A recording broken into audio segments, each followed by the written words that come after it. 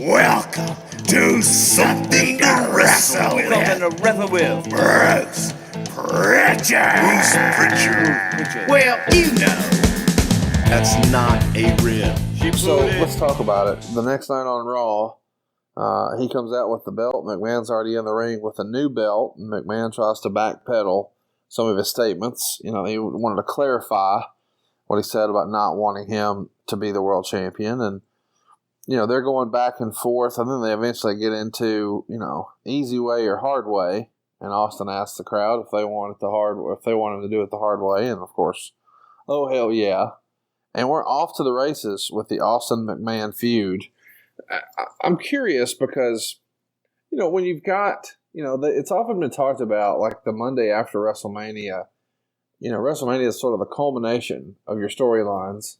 Back in the day, it was a culmination of a year-long storyline. Maybe not quite a year now, but still several months, several weeks, a few days in some cases. But WrestleMania here, you know, you're closing the door on the feud with DX for Stone Cold Steve Austin and the chase for the world title. He's achieved it. And it feels like instead of launching right into a new opponent and a new, more traditional feud with another wrestler, you guys decide on the McMahon character. How far in advance had you figured out that, hey, once we crown him champion, then it's got to be, you know, a back and forth about is he the right type of champion for Vince? Well, no, it was one of those that we had to feed that champion. And the first person that we were getting ready to feed him was going to be Mick Foley.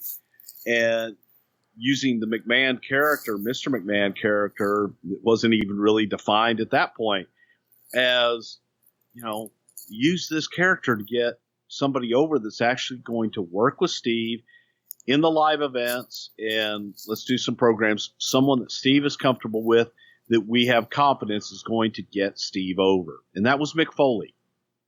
Everything was changing after WrestleMania. It's funny. You look at, there are different WrestleManias where it's a culmination and everything's kind of ended at WrestleMania. And then there's WrestleManias where it's all fresh and it's a new beginning at WrestleMania. This particular Mania was a culmination of a lot of things, and the next night was a new beginning going forward. So there wasn't a ready-made opponent for Steve. You had to make one, and you had to get him ready. There was already the natural, you know, Vince McMahon, the promoter, didn't want this wild card representing his company. Didn't want this wild card having his championship belt. So he was looking to anybody and anything that he could manipulate to do it. And every single time that McMahon walked out there, it was just one step further away from getting him out of the ring. Was Hunter ever considered for that spot? To be the Mick Foley spot. To be the next opponent for Steve? That's your right. Question? Yeah, it feels like it could have been a natural progression to go from the leader of DX, who's now on the shelf, to now the de facto leader of DX.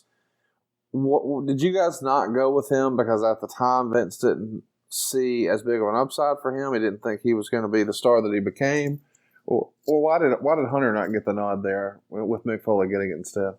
Because we didn't want the comparison to Shawn. Okay. And I think that putting Hunter right in there would have been an immediate comparison to Shawn.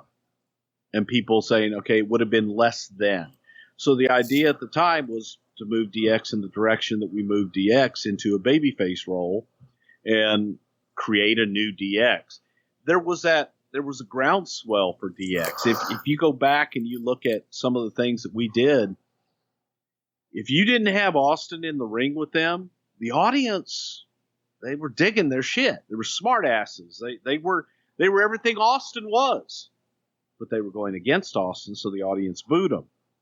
You take Austin out of that equation and you let them go do their shit, they're going to be baby faces. Give them a heel to work with, and they're even stronger baby faces. But yes, Hunter was discussed because it's, as you say, that would have been a natural progression.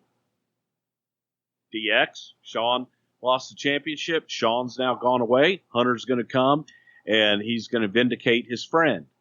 But Vince had confidence that Hunter could go on the babyface route, and he didn't want to diminish him right there. It was like he felt it would hurt him in that role and thought he would be a stronger babyface.